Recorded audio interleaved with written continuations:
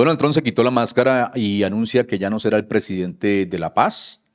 No es un titular exagerado de redes sociales, lo dijo él mismo por escrito en una carta oficial. Y aquí está la carta, una carta que fue dirigida al primer ministro de Noruega, una carta en la que Donald Trump pues, reconoce sin rodeos que después de no recibir el Premio Nobel de la Paz, ya no siente obligación de pensar exclusivamente en la paz y que ahora va a pensar en lo que considera bueno y apropiado para los Estados Unidos de América. Miremos qué dicen algunos diarios. Bueno, The Telegraph titula: Trump, tomar Groenlandia es una venganza por perder el Premio Nobel de la Paz. El presidente de Estados Unidos advierte a Europa que ya no está obligado a pensar únicamente en la paz. Bueno, este es un diario británico y pues muchos dirán, pero es un diario británico que odia a Donald Trump, pero miremos qué dice el Wall Street Journal, que es un diario conservador. Dice: Trump vincula las amenazas de Groenlandia con la pérdida del premio Nobel. Las capitales europeas se esfuerzan por reducir las tensiones en torno a la isla.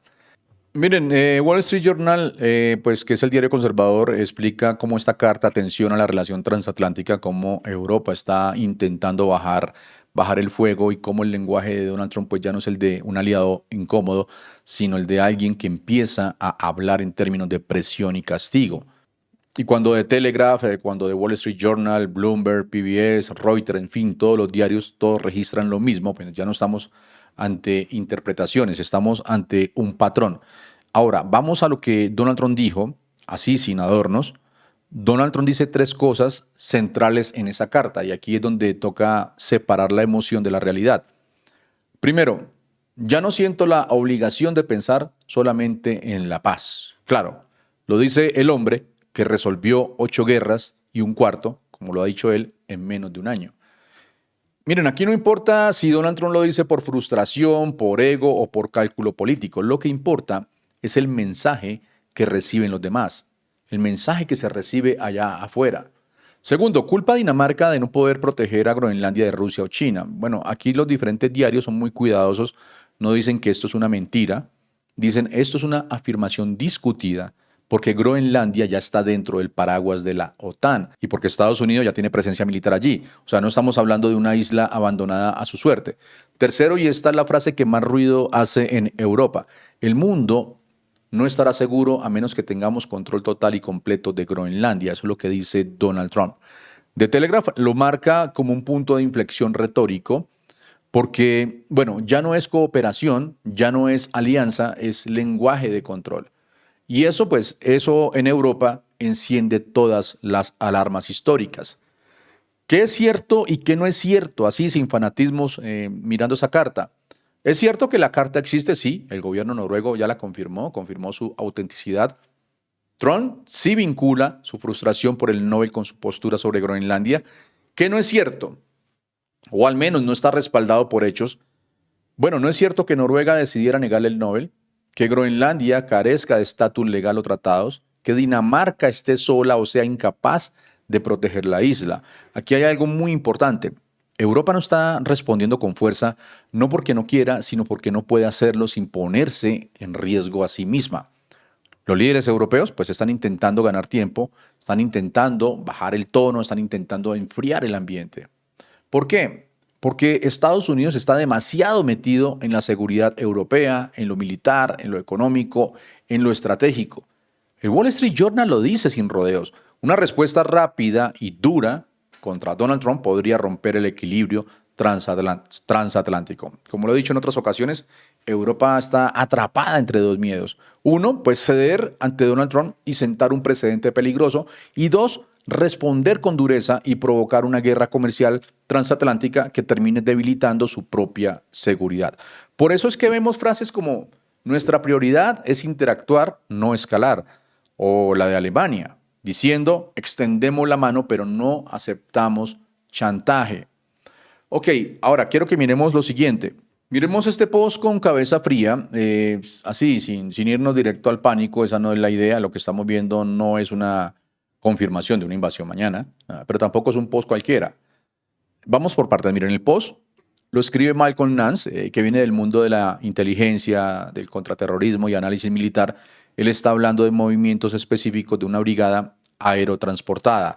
Ahora bien, ¿Qué significa realmente que se alerte a una unidad como la Brigada 11 aerotransportada? Bueno, significa preparación, no significa ejecución inmediata, significa tenemos que estar listos por si acaso, por si las moscas. Significa logística, transporte, entrenamiento, escenarios, todo eso.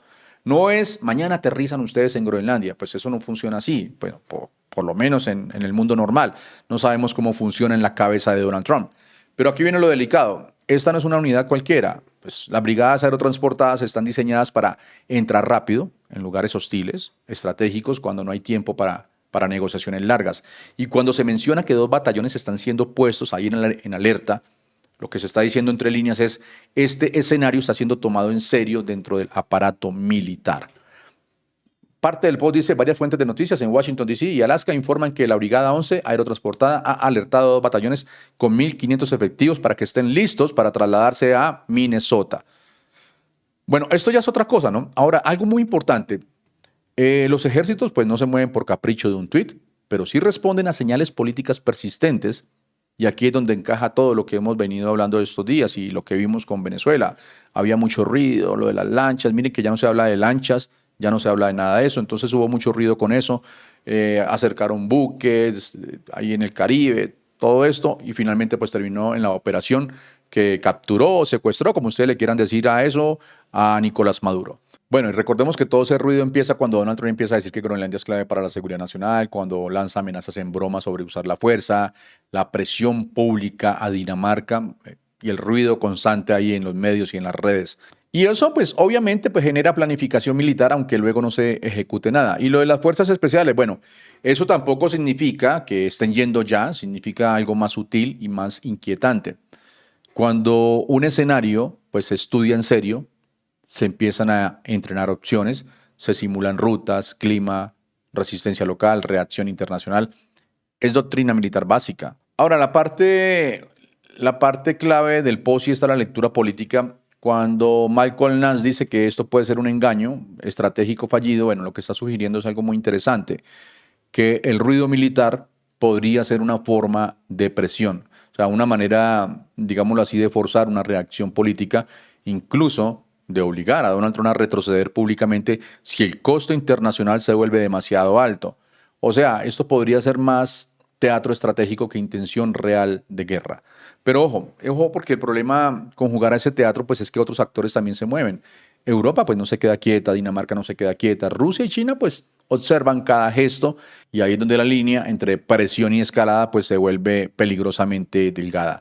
Entonces no estamos ante una invasión confirmada, sí estamos ante un nivel de tensión anormal para hablar de un aliado y sí estamos viendo cómo la retórica política pues empieza a tener consecuencias militares reales, aunque sea en forma de planificación. La pregunta aquí no solamente es si esto va a pasar, la pregunta es por qué se está dejando llegar tan lejos una idea pues que nunca debió salir del micrófono y ahí es donde está el verdadero problema.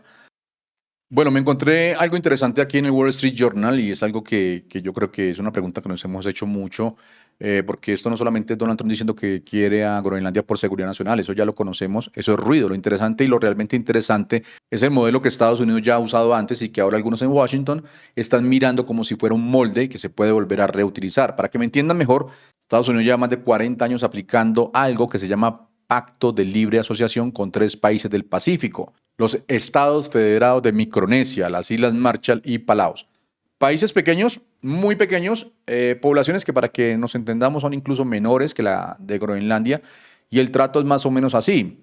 Estados Unidos pone dinero, programas federales, acceso al mercado laboral, defensa militar. A cambio obtiene acceso militar exclusivo en zonas estratégicas del planeta. O sea, nada ideológico, nada romántico, puro ajedrez geopolítico.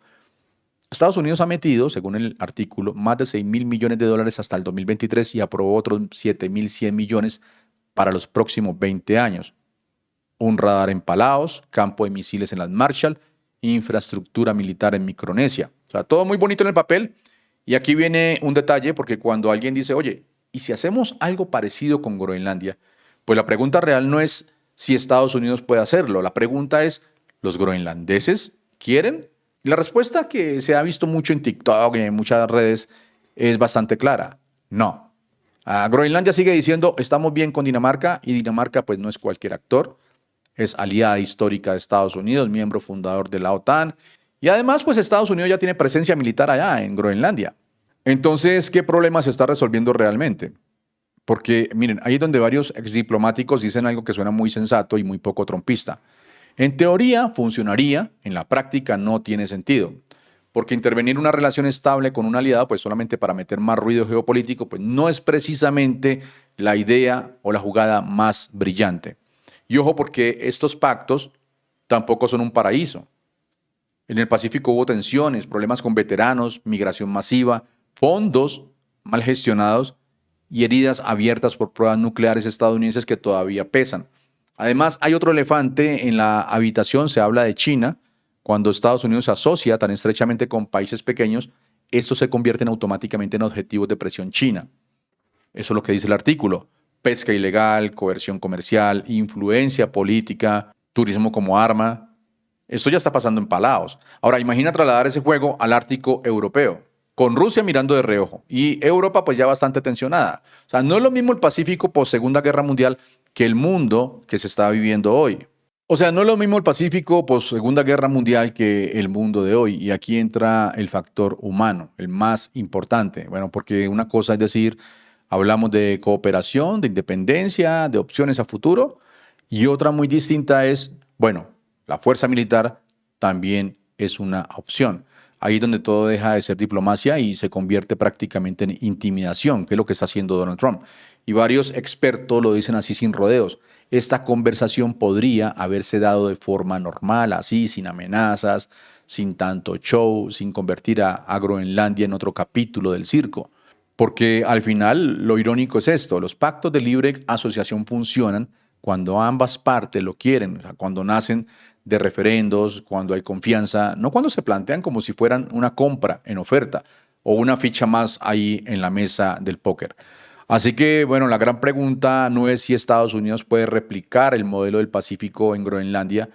La pregunta más importante es, ¿qué gana realmente el mundo con hacerlo así y no hacerlo de la manera como se debe hacer?